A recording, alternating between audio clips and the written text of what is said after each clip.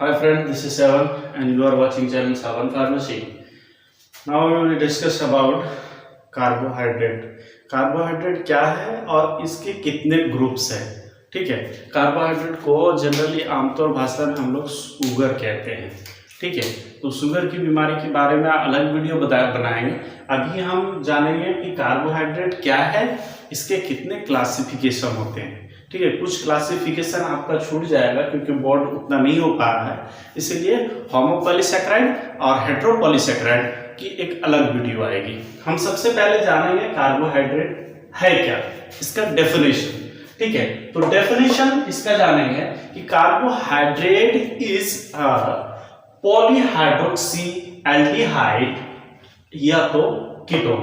ठीक है, जिसका जनरल फॉर्मूला होता है CxH2O होल वाइट। ठीक है, ये जनरल फॉर्मूला होता है। टाइप के बारे में अगर बात हम करें तो टाइप होता है ये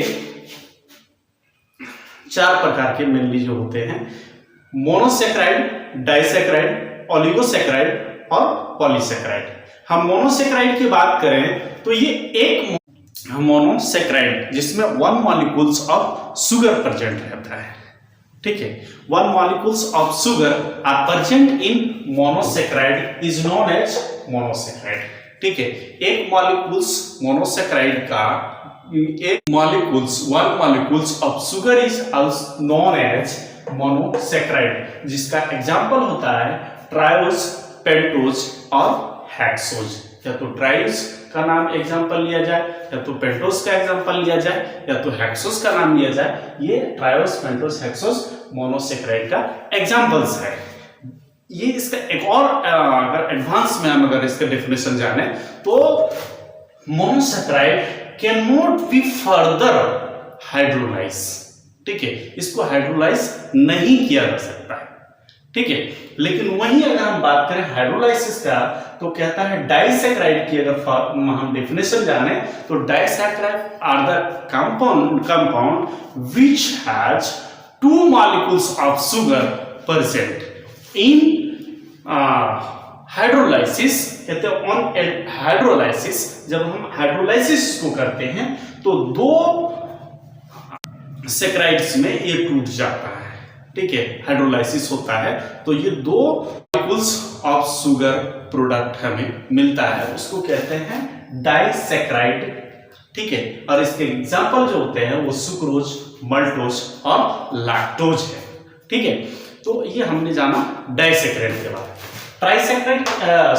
ट्राइसैकेराइड की अगर बात करें तो ट्राइसैकेराइड से 2 से लेकर के जो हमारा 10 तक, हमारा 2 से लेकर के 10 मॉलिक्यूल्स ऑफ शुगर को हम कहते हैं ओलिगोसैकेराइड। 2 से लेकर के 10 तक के हम जो शुगर मॉलिक्यूल्स होते हैं, ठीक है, उसको हम कहते हैं ओलिगोसैकेराइड। ठीक है, इसीलिए हम अगर ट्राइसैकेराइड के बारे में या टेट्रासैकेराइड के बारे में बात करेंगे तो वो अलग ग्रुप में आ जाएगा जिसको हम कहते हैं ओलिगोसैकेराइड। ठीक है, तो ओलिगोसैकेराइड को हम इस तरह से डिफाइन कर सकते हैं कि oligosaccharide are the compound which on hydrolysis it give 2 to 10 molecules of sugar। ठीक है, हम जब हाइड्रोलाइसिस करेंगे ओलिगोसैकेराइड का तो हमें ये जो है वो 2 से लेकर के 10 तक मॉलिक्यूल ऑफ शुगर हमें मिल जाएगा हाइड्रोलाइसिस करने के बाद में प्रोडक्ट, जिसका एग्जांपल आता है जैसे आपका उसी का सेम एग्जांपल होता है डाइसैकेराइड का, क्योंकि डाइसैकेराइड में 2 होता है।